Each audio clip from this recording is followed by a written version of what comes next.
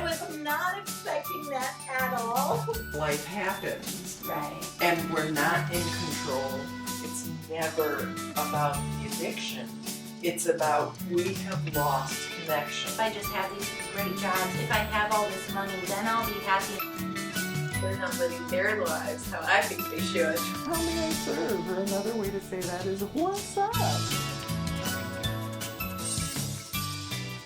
All right. My name is Rita Henry, and this is my daughter, Julia Henry. And I have the pleasure of receiving her today as a guest on this amazing podcast.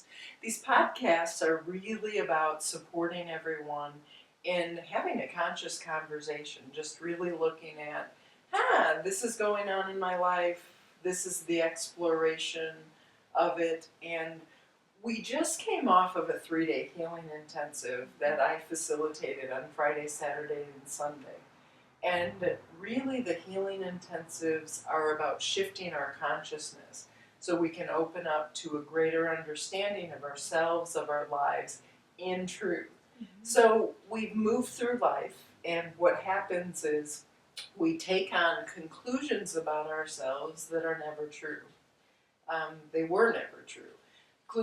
Conclusions like, I'm not enough, I'm not safe, I'm going to be abandoned and rejected. If I really go after what I want, then I'm going to lose aspects of myself. A lot of times we have stories of lack, jealousy, greed, separation, fear. And a lot of times we're not even aware of that we even have those beliefs, because a lot of times we're just so disconnected from ourselves that we don't even begin to know how to feel, what to feel. We're scared of feeling too. Exactly. That's one of the things that came out during the healing intensive for everyone, is really recognizing that feelings are so powerful. Good news is that feelings aren't the truth of who we are, thank God, but they are indicators for what's up for us to heal, and really recognizing a lot of times we don't want to feel. So that's suppress, repress, depress, and that's the constipation. That truly is depression, when we are pretending, no, I don't feel, and don't allow yourself to go there. So, Julia, I just have so much respect for you. Here you are, 21 years old, and you've really moved into doing your work consciously and actively for the past 2 to 3 years. It's really been a journey.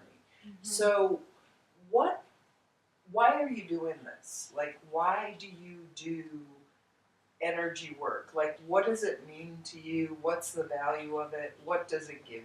Like, why join in and say, yes, I'm going to do this healing intensive? And what awareness has it brought to you?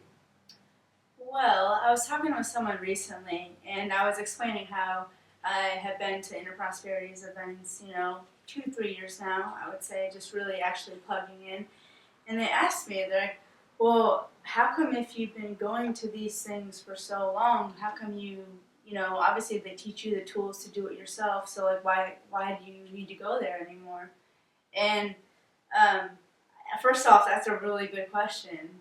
I think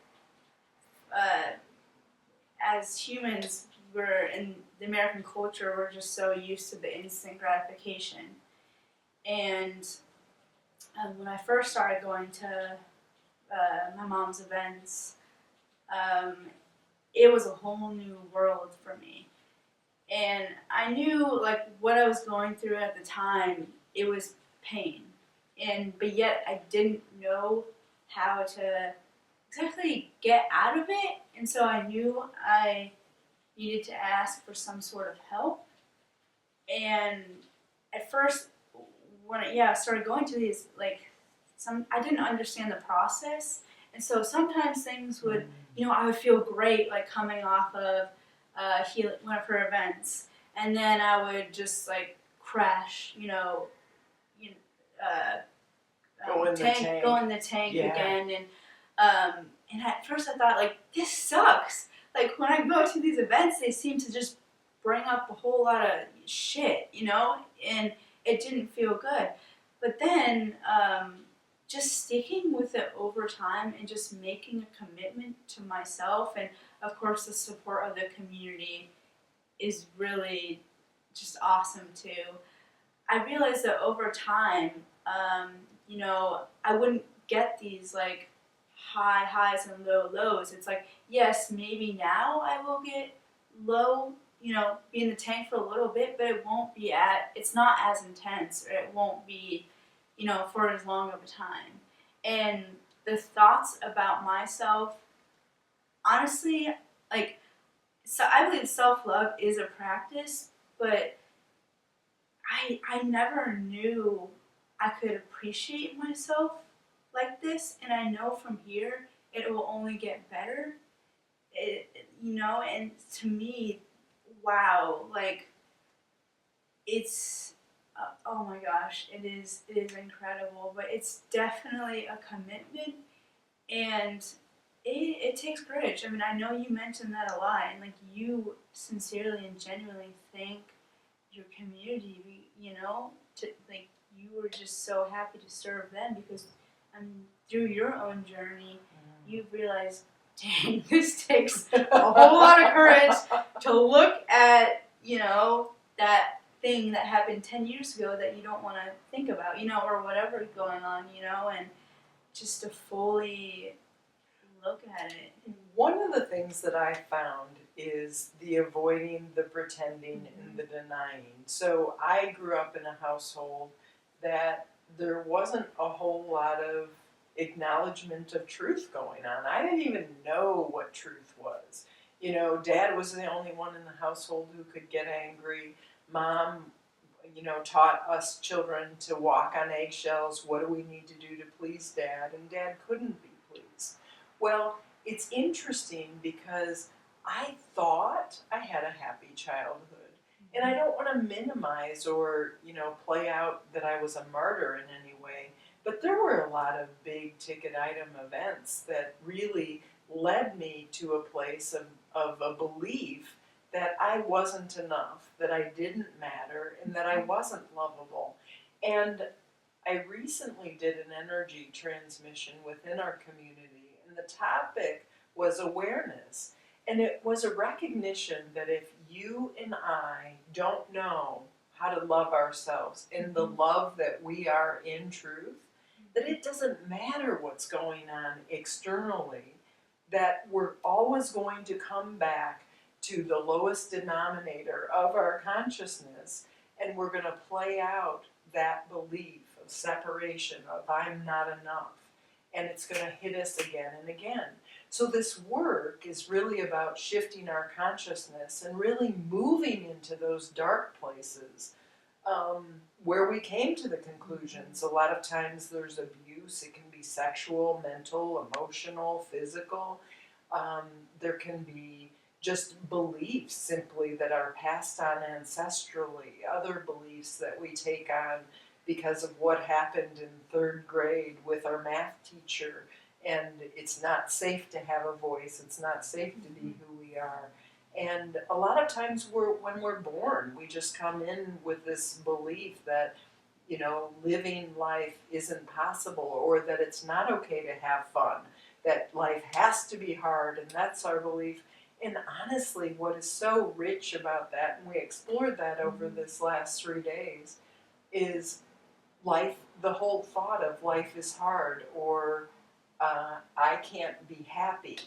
Like, we don't even know, just like you said, we don't even know what we don't know until we create an environment to see the truth. And I really love what you said about the instant gratification. As a society, we want to do that.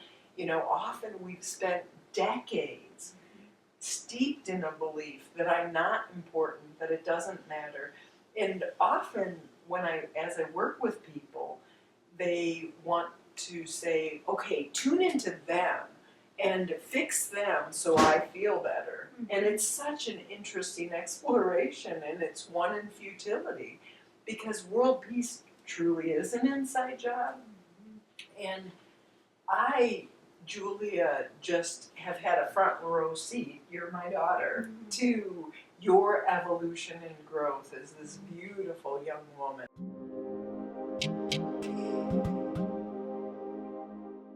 Going back to awareness, I have a question about that.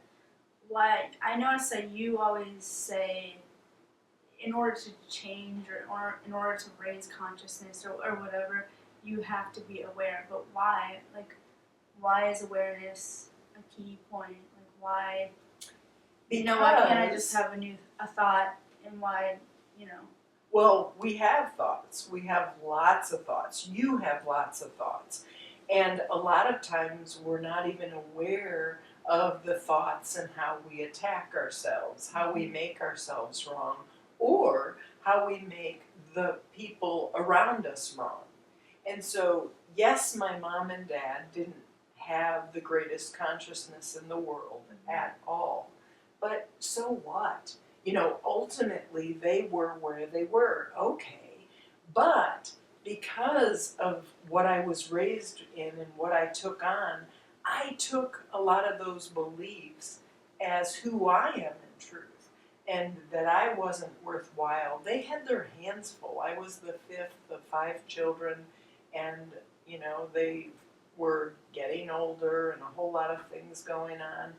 And so, not directly all the time, but sometimes indirectly, I just came to the conclusion that I wasn't valuable and that I wasn't important. And that in order to live, I needed to disconnect from what I even wanted, because I wasn't going to get it anyway. So what this work gave me is my life. And this work was really about me being aware of the thoughts I had about myself. And once I was aware of the thoughts I had about myself, I was even afraid when I was married to your father. We're divorced now, as you know. But what I believed was I couldn't do this work without, I was afraid that I was going to be abandoned and rejected by you children, by my ex-husband, like that if I did this work and I was changed, I was afraid that I was going to get abandoned and rejected. Well, it had nothing to do with any of you. And as a part of my evolution, it did become clear that it wasn't loving kindness for me to be married to your dad anymore. And that I deserved to live a greater in alignment with myself, who I am, and through loving myself, it was recognizing that the old patterns and thoughts that I used to believe of myself were no longer true. So I didn't need to be in pain. I could connect with a happier life. And I don't have any regrets about the journey or the choices I've made, even in getting married and having 4 beautiful children. It was just really about recognizing I didn't need to stay in the place of not enough and lack. And I had no idea that that was my belief. So A Course in Miracles says the belief, I don't know anything about anything, it's really true. When we can come and approach life with wonder, like I wonder what the truth is in this moment. I wonder what's really going on. And when pain does present itself, I always know there's something up for me to heal. It's not if they would change, then I'd feel better, because this world is a world of pain. It's a world of struggle. And so as long as we're making it about something outside of us has to change in order for us to be happy, we're going to be getting our butt kicked all over the place. The personal responsibility and really the shifting consciousness comes, how can I meet this situation in love? And if I am afraid, if I am triggered, what inside of me needs to be healed so I can see the situation in truth? And maybe the truth is, oh, I am being abused and I need to stop this relationship. But what inside of me believes and is drawn and created this situation of abuse? Or what is it about, you know, the tsunami that's right before me that Mother Nature has just dealt? What about me thinks that this shouldn't have happened? Because it is happening. So it's only our resistance to anything that life offers us that is so incredibly painful. So does that help about the Yeah. awareness thing? So I can know, oh look, these thoughts about myself are abusive, or these thoughts about condemning someone else. Your thoughts about condemning someone else are aspects of what's going on inside of you. And yes, you can see that other people outside of you have low levels of consciousness, but there isn't a charge to it. You're just seeing truth, and you may be encouraged to step up to the platter and say, no fly zone, healthy boundary, but that's not the same as wanting to just literally attack someone and be in a place of hatred. Like, that's a reflection of something inside of you that needs to heal. So obviously now I see like you have a beautiful and wise understanding of just, you know, what it means to live more open-heartedly and just, you know, be you. Like you said, this work has, you claim it's given you your life. Yes. And yes. that's a huge statement. It is. So my question is, starting off, obviously it's almost like we're all fish in water and we don't know we're in the shit we are.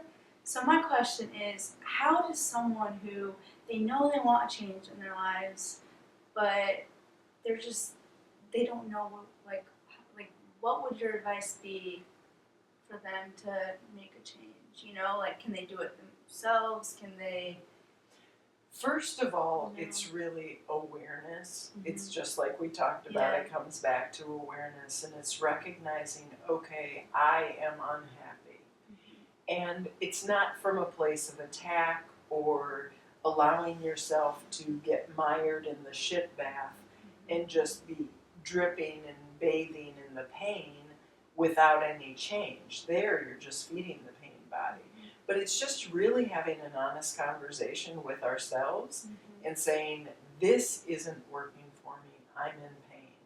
And once we're aware of something that is causing us pain, then we can bring compassion and understanding to it.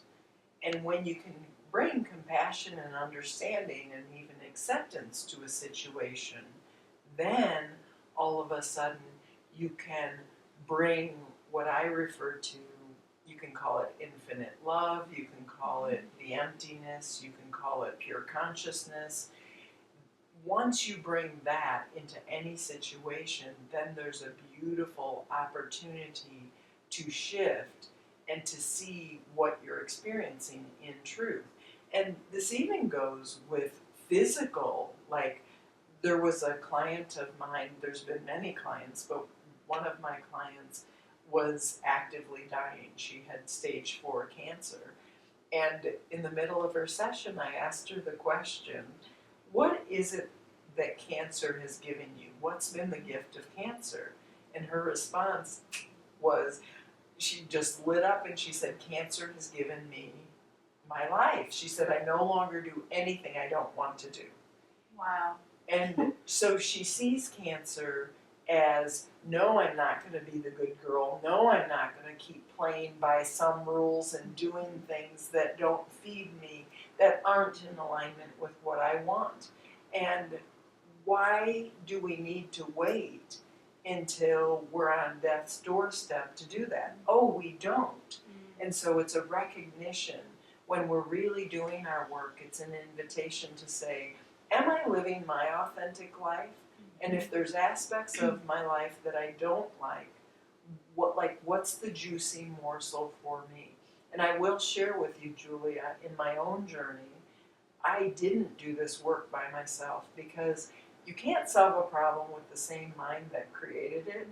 And my beliefs were very much locked in, I couldn't see outside of myself. It's like Einstein says, you can't solve a problem with the same mind that created it.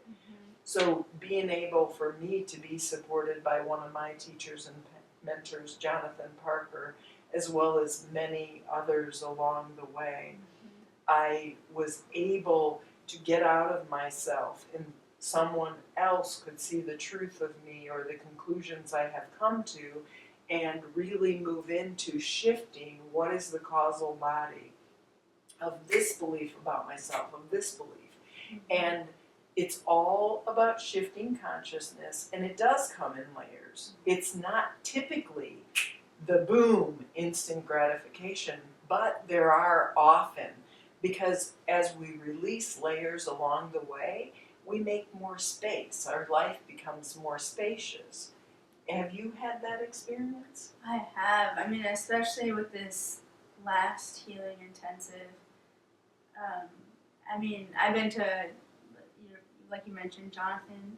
I've been to some of his classes, and between his and yours, wow, it's.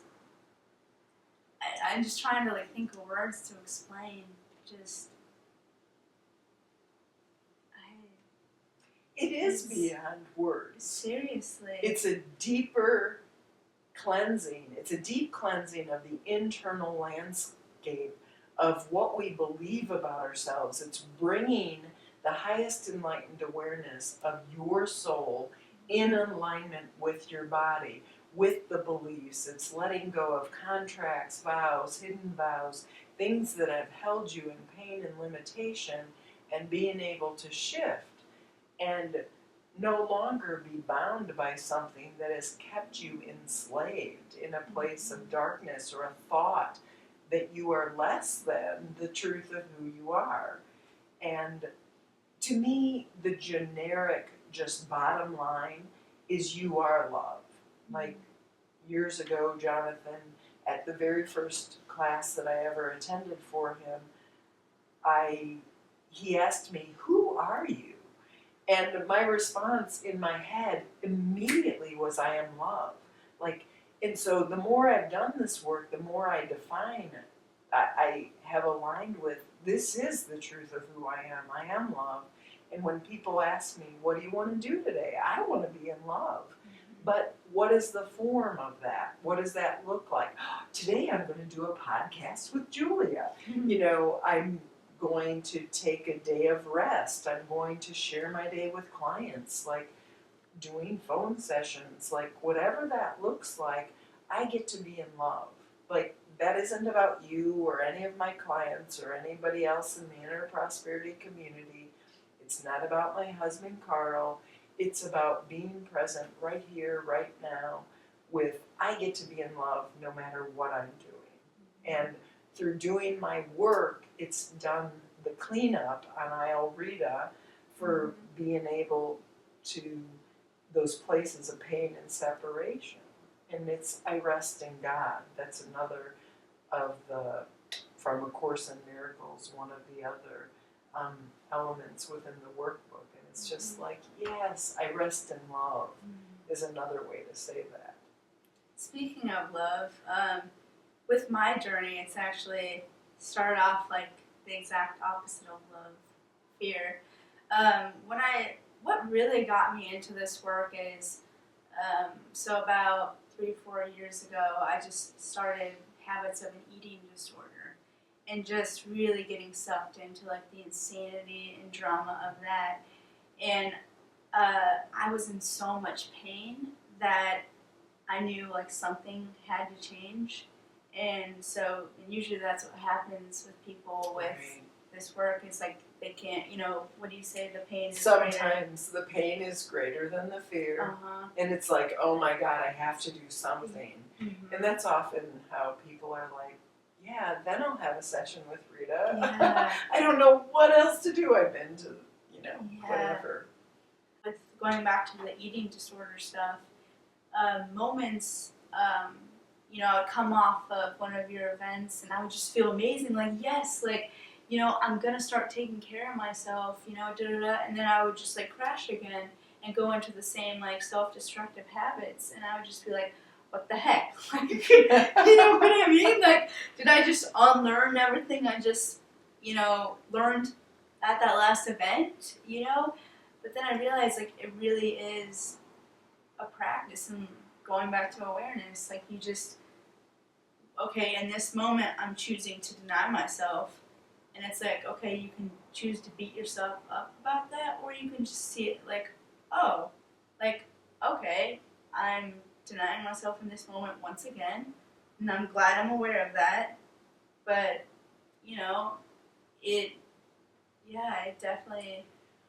I also want to acknowledge that as I work with people, and please, Jonathan and I have talked about this, and really when you are committed to doing your work and you really show up and move into the specific, how do I shift my consciousness, how do I live with a greater awareness, it takes 10 plus years to do this, of really being committed to make that shift. And while we can do the bite-sized pieces and make amazing shifts in our consciousness, a couple of things can happen as we do that. Number one, as you're digging into the darkness of the beliefs, the ancestral patterns that are held, the shifting the consciousness, and you can call it different lifetimes, but it's really about the patterns that are there. What are the different layers of the thoughts and the beliefs? And so you can clear one, but then all of a sudden you have access to 20 more that are there that also need to be cleared and released. So it's about clearing memories, it's about really connecting in and shifting so many layers. And it's just like a tapestry, pulling out the threads of the beliefs that hold us in pain and struggle. It keeps getting lighter and lighter. And then all of a sudden the tapestry just is able to be thrown, like pulled off and sucked into some vortex. And honestly, that's what happened to me after doing this work for years and years. In 2010, I lost my mind. And what I mean by that, it was really a celebration. It's not a bad thing at all. But it's a recognition as you're doing this work. Along the way, we lose recognition of how much we've grown from 6 months ago, 2 years ago. Think of you, 3 years ago, 5 years ago. What the thoughts, the beliefs, the identity of self, we need to lose a lot of how we define ourselves in limitation. This is my identity. I am mom. I am the owner of inner prosperity. I am, the wife. I am all of these roles that just keep us held in pain and struggle and limitation and don't allow us to create in love from a place of freedom. One shift in consciousness, I just remember, I think it was like 3 years ago, just coming up on 3 years ago in November, that I just went through an additional layer of losing all of my identities. And I had already lost my mind, if you will. It's like my mind is blank, there's stillness. And yet, here I was losing my identity as mother, as homeowner, as business owner, like all of it, just letting all of it go. And when you surrender that deeply and fully, it doesn't mean that you lose everything in your life, but you lose all attachment to it in the previous things that held you in pain, and it allows you to relate to something in your life from a brand new place. So the whole thing, when you were experiencing the eating disorders, what would you say that was about? Like, why did you do it? Well, I didn't realize how hard I was on myself. I just remember, ever since being in school or whatever, very young, and I had this foundation built off of self-loathing and self-hatred, and I didn't even know what self-love was, or these patterns were just so strong of just blaming myself and beating myself up. And so through, the help of Jonathan in a prosperity and Rita and just like the community within that, so supportive and just helping me realize, you know, cut the lies, cut the bullshit, and just, you know, like that's what you believe. And sometimes the truth, like I didn't want to hear the truth. You know, sometimes it just felt like a slap in the face. But now looking back, it's like, yes, like now the more I get into loving myself, it's like, yes, I crave the truth because I know like that brings me closer to myself and it brings me closer to knowing myself more and like you mentioned, love, like it just, like you say a lot of times, there's love or there's fear, you know, and just seeing the truth of things, you know, and I didn't even know like the self-hatred and the self-loathing, like I thought like that was my reality, and so there's honestly no way I would have been able to get out of that mindset without, you know, someone saying, hey, intervention here. Do you see what you're doing to yourself? Right. Naming truth. Yes, naming truth. Like not making you wrong for anything you've done or any of the conclusions, but can we see the root cause? Can we see what is the causal body and is it true? And that's the thing about my mom, which I've been to multiple of her events and have had personal sessions with her. She really comes from a place of there's no condemning, no judging, but there is like she will call you out, but she will, you know, because she knows like that. But it's in the most supportive and loving way of just like, you're safe, here's the truth, but here, you're safe, and we're gonna bring consciousness to this, and like we mentioned, what we mean by that is just not, you know, we're gonna bring love to this to help transform it. Mentally, emotionally, physically, and it's so life-altering. It's really about connecting with who you are in truth, the highest enlightened awareness of your soul. And often we're not even aware of what's going on in the subconscious and unconscious. And I love, and I'm so passionate about being able to see where someone is coming from and the conclusions that they've come to. And let's bring those to the light. And let's joke about them. Let's not take ourselves so seriously, but not in a like laughing at you sort of way, but in a, yeah, this is what you're doing, and do you want to still keep doing it? Like, it's all good. Like, we don't all have to, you know, jump on some bandwagon or do something that isn't in alignment with us. But can we bring that awareness piece into the choices that we're making and say, hey, this isn't working? Another thing I realized too about, you know, diving in with this process of this work is I don't judge other people as much, and I don't get into drama like I used to. And the reason why is because, you know, like you say, like, and I believe it too, the world is like a mirror type of thing. And when you get triggered, that's your own stuff that you need to deal with. You don't need to deal with, but it's up for you to deal. You know, it's like a hint. And you always say, "Oh, how can you tell it's yours?" It's because how you feel. You know. So if you're triggered, something's up for you to heal. Yes. Always, like, you know, always. And so I realized, like, I now, like, I can see, I'm able to see, like, for example, self-hatred in other people because, you know, I've lived that and I've dealt with that myself, you know, and the layers that it comes up in. And so it's just so beautiful that, like, it just allows me, the more compassion I have for myself and look at my stuff, shit, whatever you want to call it, in mindset, like it allows me to like extend more love and compassion to people, in a genuine and authentic way. Like honestly, like, it's just who I feel like who we are as people is just like just love, and it feels so good. Like you say, it's expansive, and it just.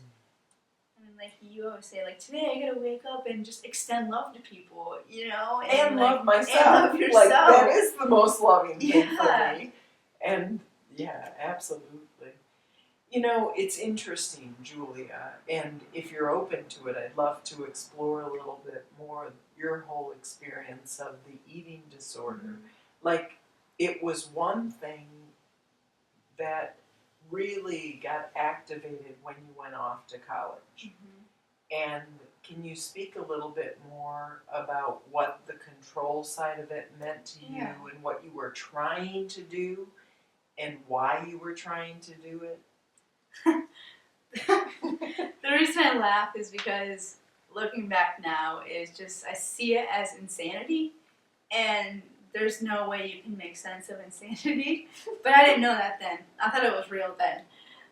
So yeah, when I went off to college, just really, I felt really out of control. Just because for me there were so many insecurities regarding school and just like within the testing, and like I just really associated that with my self-worth, and like, oh my god, if I fail a test, like, wow, this is hard. And so out of control, like I just turned to eating and just really restricting and just really abusing myself and my body, and just like mentally that really lined up with what I thought about myself.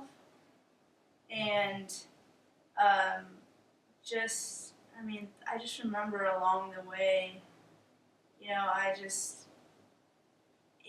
was such a battle with myself. And like we mentioned, like in moments, I was aware of that. I knew, like, okay, like, it didn't register as abuse still, but I knew in some moments, like when it got really tough, like I was fighting myself. But yet, I knew I was fighting myself, but I didn't know any other way how to relate to myself. And so I kept doing those actions and those patterns. And it wasn't until and you helped me, Jonathan helped me really work through, like, what are the beliefs in this? And I honestly, like, at the time, my mom was like, okay, like, what do we need to do for you? Like, I'd be open to sending you to a rehab center if that's what you need in this moment. And I checked in, and as soon as she, like, said that, it didn't feel right because of what I had experienced before with the type of work that you and Jonathan do. Like, your guys' seems more honest. Well, okay, that's not true. That's not fair of me to say that. It just seems more, just clearing wise. I didn't know how to explain it, but I felt different during sessions with you guys. Right. And it inside of me, I just felt, like the patterns and just like abuse became less and less, and it definitely was. It was crazy, Megan.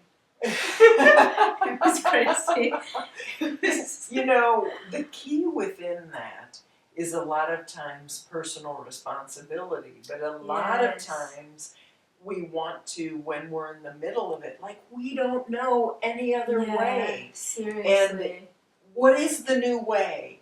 And there's no ability to see in truth. There's no ability to see what it might look like beyond the crazy making. So really having someone else be able to hold your hand and to support you along the way is life altering. Oh my gosh. That can be the incredible gift of transformation and to be supported. A lot of times what happens is we get locked into, okay, I'm going to do it different. In fact, I was just talking with my son Thomas yesterday about, okay, I've done everything, the self-help books, I've plugged into everything, but things aren't shifting. Why? Well, we can go ahead and we can muscle through and power through a week or 2 weeks or even a year or 2 years through this is the way it is. But then all of a sudden, at some point, we're going to return to our lowest level of consciousness. So if our lowest level of consciousness is, okay, I don't feel like I'm worthy, the self-worth is like equivalent to 0, or in certain arenas, like we'll go ahead and revert to that when it shows up right in our face. Yeah. So, doing the affirmation isn't going to cut it. Yeah. It's not going to create the new relationship of how we relate to ourselves along with this thing called life. So it was really, when we do the transformation, it's just not about being identified, okay, here's how you can eat and here's what you need to do. It's about going into the causal body. Like out of everything, it's not really about eating. It's not about eating at all. It's know. not about if somebody's an alcoholic. It's not about the drinking. It's not about the gambling. It's not about the having sex and being addicted to sex. It's never about the addiction. It's about we have lost connection. And so we want to reconnect, but we don't know how. And the opposite of addiction is connection. So we've lost connection with ourselves, and we're looking for that thing outside of us. If I control my food, if I control my body, if I exercise this much. But as long as we don't get to the causal body of what's underneath and causing all that, nothing goes away at all. I remember years ago there was the World's Biggest Loser. There was someone actually from Des Moines who was like the world's biggest loser at home. And when she was interviewed with a local paper, one of her things that she wrote was that I will always have the voice of hatred inside running through my head, telling me I'm not enough. What we don't realize is that doesn't have to be the case. Everything is energy, even the thought patterns. And so that's what we're talking about with this process of shifting consciousness, is going into those voices and shifting the consciousness of the voices. So it is the voice of peace, and it's the voice of alignment within self. Speaking of thoughts, going back to the eating disorder, there was a period of time, of course, when I was doing the binging, and purging type of thing, so I would throw up. And one day, I say it like all of a sudden I just woke up and I stopped doing it, but seriously, one day, like, I woke up and I had this voice inside my head, like, you can throw this food up. And then all of a sudden, like, I found myself like, no, like, that's stupid. Like, like, I was like, like, actually standing up for myself, to myself, does that make sense? And so, like, that was something, and, like, since then, I haven't done it. I haven't resorted back to the thought of, oh, you can just, abuse yourself in this form. And the thing is, like, so many girls, or even guys too, that I've talked to about their eating disorder, they always talk about a relapse. And yes, I had those too, but then they also talk about, like, oh, like, those thoughts are always in my head of just, like, how unworthy I am and how just, like,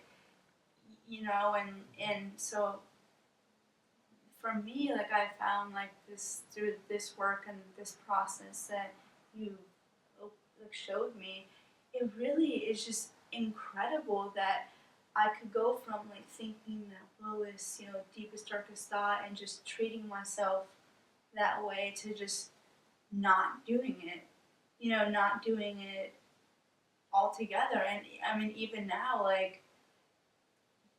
a year later, like, that thought, like, has not, crossed my mind at all. And I just, it's incredible, like, wow, Right. That just, like, shows my growth, and it just really helps me trust, like, the process of the work, and just seeing how it's, changed my life. It looks really good on you. So how would you speak of fear? Like when you connect with fear and when you become aware of those fearful thoughts inside of you, what has this work offered you? Well, let's see. If I'm afraid to do something, the first thought is like, well, I'm afraid to do this. Let's say, for example, just asking someone of authority figure for a favor or something, which is something, that has scared me in the past, has intimidated me in the past. First thought is, oh my gosh, like I'm terrified to ask this person, and I think, okay, well, why am I afraid? What is making me afraid? And it's like, oh, because he or she represents an authority figure. And then I think, okay, well, what if I know, like, they put their pants on the same way as me every morning? They, are just normal people, just like me. And with that, I still have the fear, but yet I know in order to get through things, you have to do it, just like go through it. And I see it as a practice, and like the more and more I practice standing up to that, what I find intimidating authority figure, it turns out it's not as scary as I thought, it was all in my mind in the first place. And so yeah, it's really given me confidence and just like, okay, it's just this fear, it's just a thought, and like you can get invested in it, or you can just observe it and just see it as like, pretend like you're looking at it from the outside in, just like, oh, I think that, okay, well, you don't have to associate with that. Right. One of the things that I noticed for myself in my own evolution is there was often a belief that everyone else was more important than I was. And so, oh wait, I can't ask for what I want because that may inconvenience somebody else. And it was really interesting because when I started doing my work and seeing it in truth, I could ask for what I wanted. And it didn't matter whether or not the person said yes or no, because they're not my source. But I get to ask for what I want. Oh, I want help. And so I looked at it like a bigger expansion of I got to ask the universe for what I wanted in truth, and whether or not it came in that form, who cares? I'm just asking for what I think I want or need. So what you're saying is a lot of times it's just about calling yourself out. Yes! And maybe like within that fear of just like you're afraid to ask someone something, maybe you could start off by saying, okay, I'm calling myself out. I am terrified to do this. Like sometimes I've used that to help me, and like for me that gives me relief because it's just like, not helping take myself so seriously within the, Right. And so then it gets easier for me to ask, and the other person's like, why would you be intimidated by me, Right. But so, like you said, though, it's never about the other person. It's, right. So. Absolutely. Is there anything else you would like to share as far as words of wisdom for people on their path or going along doing this work?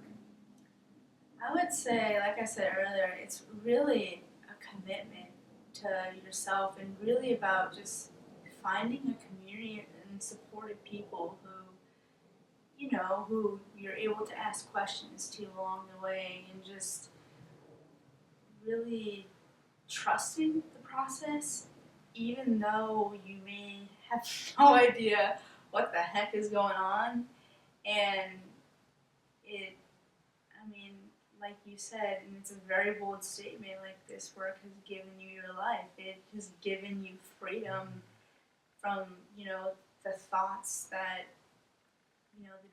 the dark thoughts, like you don't have those anymore because like, you laugh at them because it's just like, how can I think of that of myself? Like, I'm a goddess, you know what I mean? Like, so it's just, like, the the base of it is just self-love and just wholeness and goodness, and wow, it's absolutely incredible. And I'm excited because, you know, just it'll keep getting better, and I'll just from here. And I mean, I'm only like, you know, 2-3 years into it, and I've already learned so much. And like, I'm just excited just to know what other goodness I can, you know, sink into like within myself. And so yeah. I also want to acknowledge when we do our work, it's only then that we can meet people and see them for the truth of who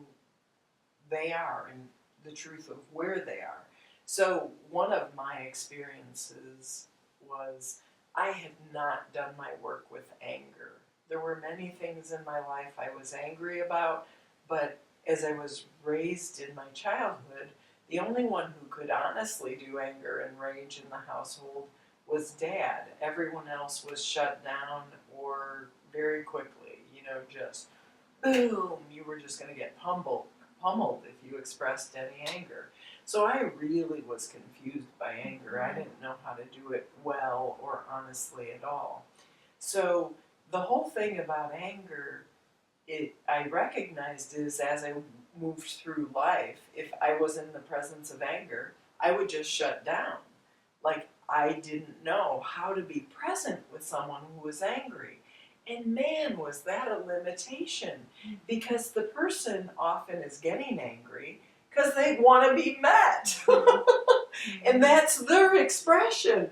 And by my not doing my work with anger, or not knowing how or what that meant and the confusion of it, I would just shut down, boom, boom, boom. And they're like, where's Rita? Once again, I'm all alone. I'm so angry. I'm so pissed.